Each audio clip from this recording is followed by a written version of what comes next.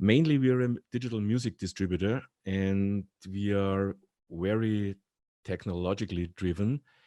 And 4 years ago, we faced that a lot of the labels we distribute have a problem with vinyl production. The production gaps and the shipment times were up to 6 months. So it was nearly impossible for music labels to plan their release like they used to do. And 4 years ago, I had the idea, I thought by myself, vinyl production is been done in the same way like it's been done for 80 years now, or 60 years, with no really big improvements. And in a time where we have laser, it must be possible to use modern laser technology to make this usable for vinyl records as well. And I'm not a laser specialist by myself, so I had to find out who can do this or who can tell me if this is possible or not. So I contacted the UNAM research and their chief laser scientist, Volker Schmidt, if it would be possible to use laser technology to improve the sound, the playing time, the environmental footprint of a vinyl record. And after a few weeks of internal research, he called me back and said, oh, it might be tricky, but we think we can do it. So what is it? What are we doing with HD vinyl? Maybe you're familiar with the traditional production process. In a traditional production process, you have a lacquer plate where you engrave the audio signal. This lacquer plate is been, once it's finished, needs to be electroplated different times to create a nickel stamper. The nickel stamper will be put on the mold of a pressing machine, and then you press vinyl records. The disadvantages are that the lacquer carting per se, you have a lot of possible errors in this procedure. So, for example, the lacquers are very, you need to treat them very carefully. And the electroplating process also is not only a very toxic process, it's also a process where you really need to take care of very small parameters which are responsible for a good sounding vinyl record or a bad sounding vinyl record. And at the end of this chain, you have the nickel stamper. Nickel and PVC don't really match very good because PVC is a very aggressive chemical stuff that on every pressing, on every copy, it pulls out molecules of the nickel, so it degrades the stamper. That means after between 500 and 1,500 copies, you need to replace the nickel stamper, and you have a continuously degradation of that. So what we do with HD vinyl is we take the high resolution audio file, and then we create a 3D topographic model of the stamper in a computer. And we use a laser to engrave that topography into a ceramic plate. That has a lot of advantages. The first advantage is we don't need toxic chemicals anymore, of course. The second advantage is we know the amplitude at any time on the record. So that means we can really use or remove the gaps in between, so we can use more space on the disc. That means we can make up to 30 minutes per side without losing quality. And we can also do some things like remove the angle error, because traditionally the cutting process of the lacquer is done in a tangential angle, but the turntable itself reads in a radial angle. So there is always a shift, a tilt of the needle, which we could also remove. And also we use a ceramic material for the stamper, and ceramic and PVC don't really care a lot about them, each other. So that means ceramic stampers can be used up to 10,000, 20,000 copies without any degradation. So how does this really work in practice? The start point is what we call the perfect groove software. This is still under development. We will reach the beta status in the next few weeks, where a few selected mastering engineers will get their beta versions for testing. And if I can manage to share my screen, I can show you a screenshot of that. So how does this software work? Quite intuitive. So you have here on the left side, you have your audio files. You drag and drop it into the system, onto the disk. The computer then processes the data and creates a virtual groove, which also shows you possible mistakes. Cutting a vinyl record is, when you ask mastering engineers, a very tricky thing. So you need to take care of needle velocity. You need to take care of the depth of the grooves and all these kind of things. And this system automatically shows you green means it's everything is fine, and red shows you there are some issues. On the right side, you get the warnings directly, so you can see. In this case, you have high needle velocity, and you can deal with that within the software.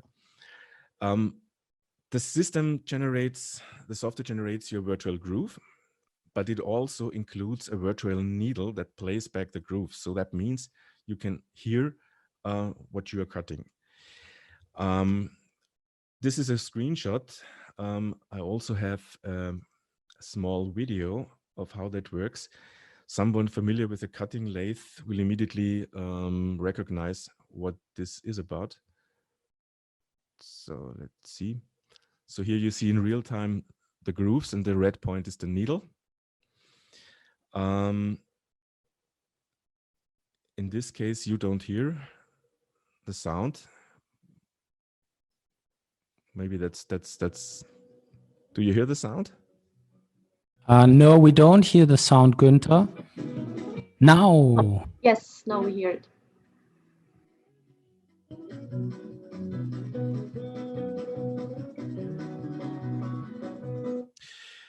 So what you see here is these are the real-time grooves.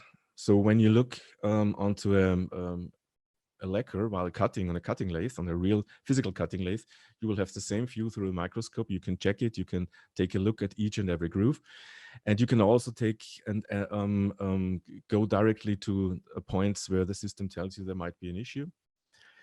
Then you can, after you have solved all the problems, you can export it, and you have the how to say, the raw material for the laser cutting. The first step is you do the mastering with that perfect groove software. Second step is we go and cut the ceramic plate. And so far, everything is quite well on track regarding the development schedule.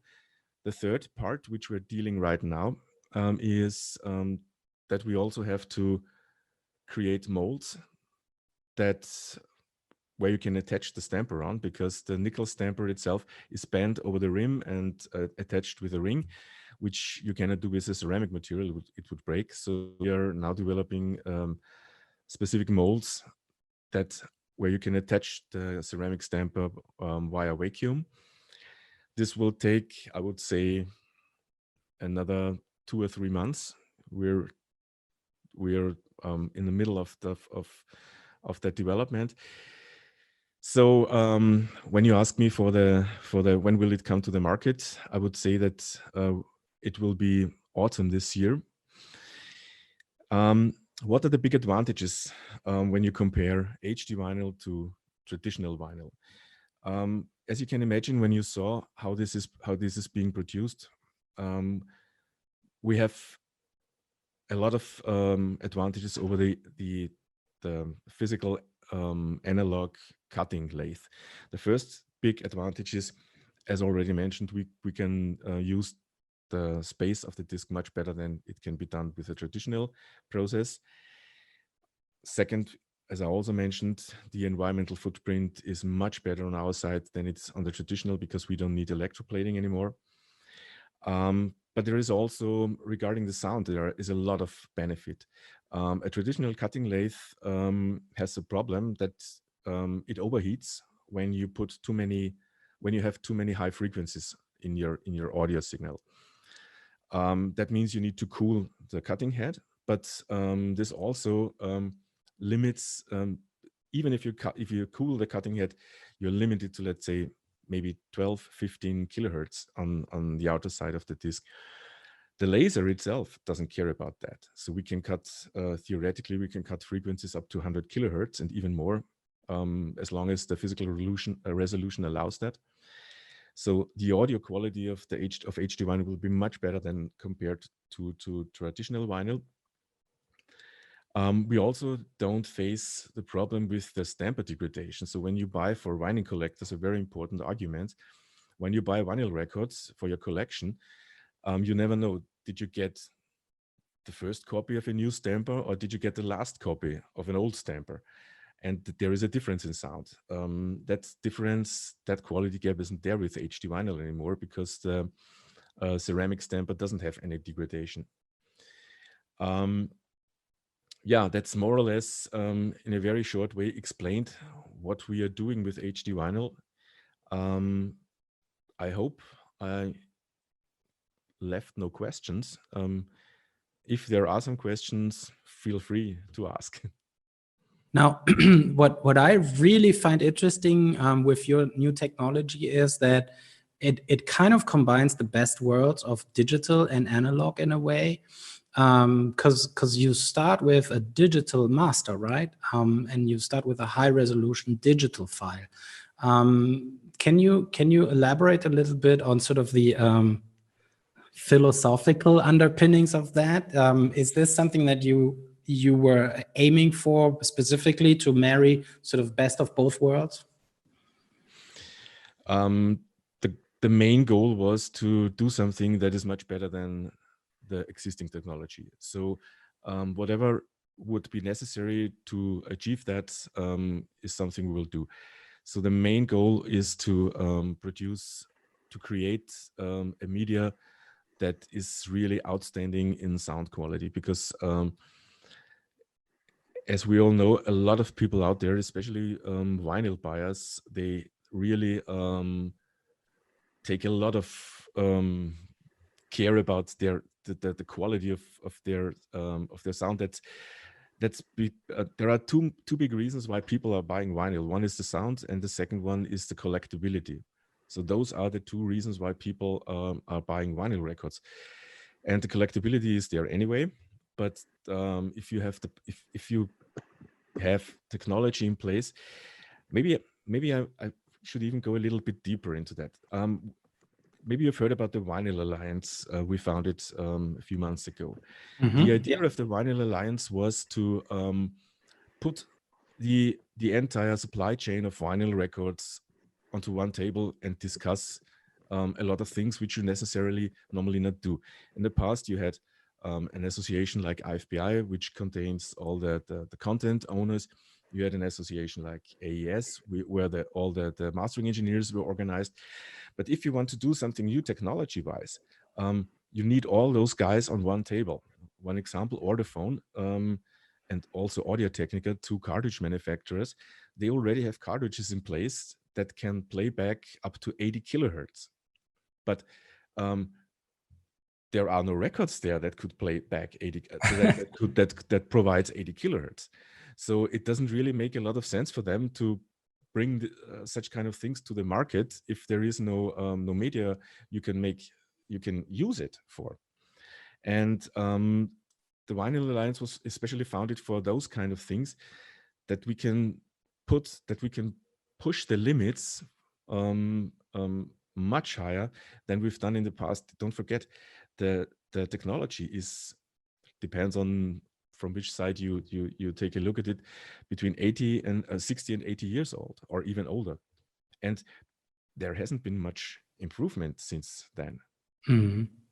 So what we are doing is we are trying to make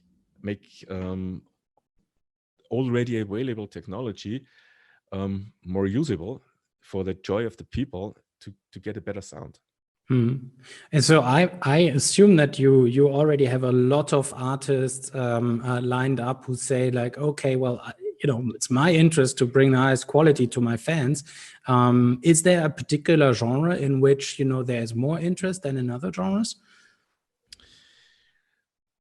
Oh, as far as I can say right now, I would not say that this is a genre-specific topic. I know that vinyl records are mainly rock genre, jazz genre, but the interest we have, or the requests we have from music labels, I could not say that there is a specific genre. Mm-hmm. So there are also requests from a lot of urban artists that even do not have produced a vinyl record before. Mm-hmm. So even hopefully that would be my dream, to open up new markets also for any kind of music. Mm-hmm. So just to refresh my memory, there is no need for the buyer of such a record to actually upgrade their system, right? They can play this with their regular LP player. Yes. So the system is 100% backwards compatible. Of course, if your cartridge doesn't support 100 kilohertz, you will not be able to reproduce it on a system. But that means for the consumer, in the worst case, he just replaces his cartridge for a newer one, but he doesn't necessarily need to replace the entire turntable. Great, thank you very much. You're welcome. I have one more question. Does HD vinyl get rid of the inner groove distortion? Or the end of side distortion, if you know what I mean? By definition, we cannot, how to say, exceed physical limits. So you have, let's say it that way, we can remove a lot of things in the cutting process. With the inner groove distortion, just to make sure that we both are talking of the same, you mean the distortion at the end of the side, that was this is why I stopped using vinyls years ago, because I just couldn't stand it. I just couldn't get rid of it. So what we still have in HD vinyl, because it's a physical limit, is that even the cutting, even the frequency response will, even at HD vinyl, we get the frequency we can write will get less on the inner side. So on the outer side, we can write up to 100 kilohertz. On the inner side, it will be around 40 kilohertz.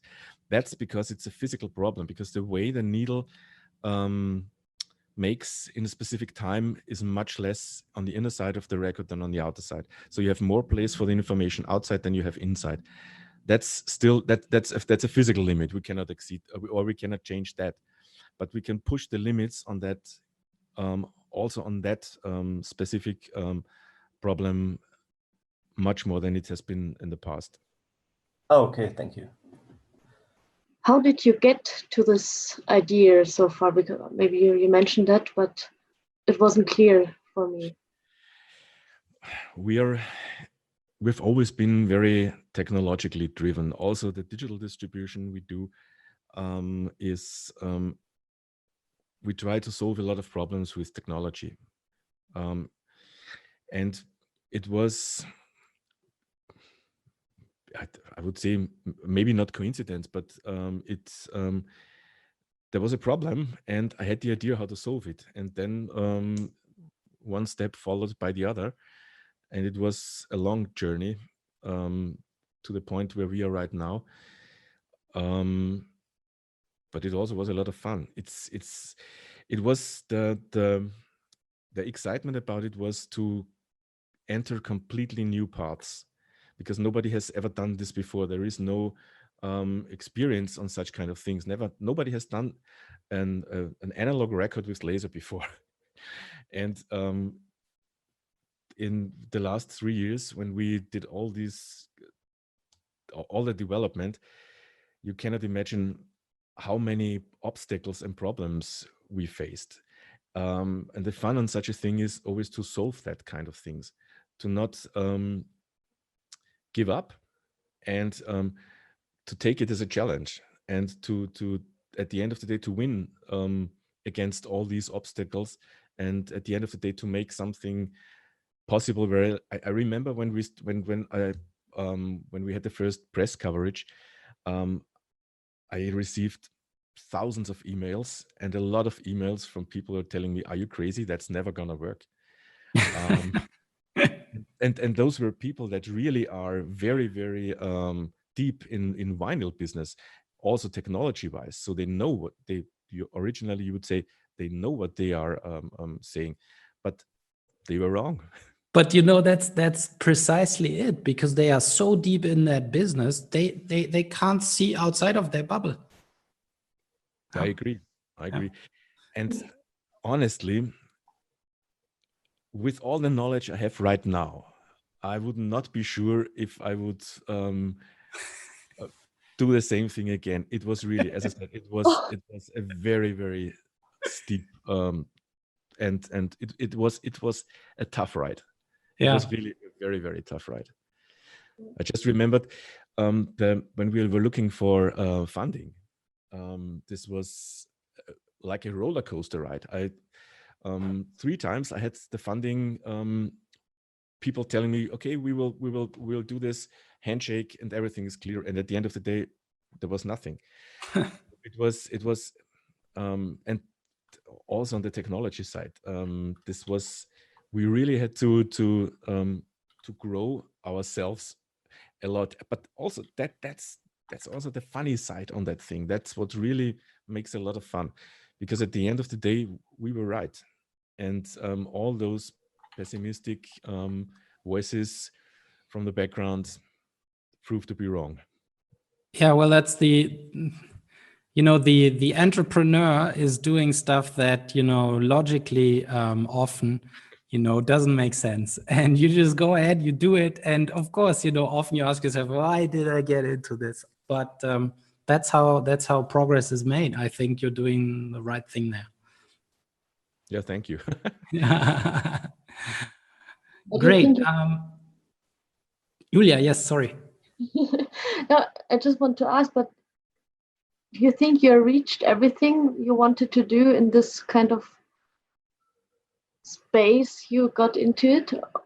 You have more ideas? I have a lot of more ideas. I have the problem is I may run out of anything, but not of ideas.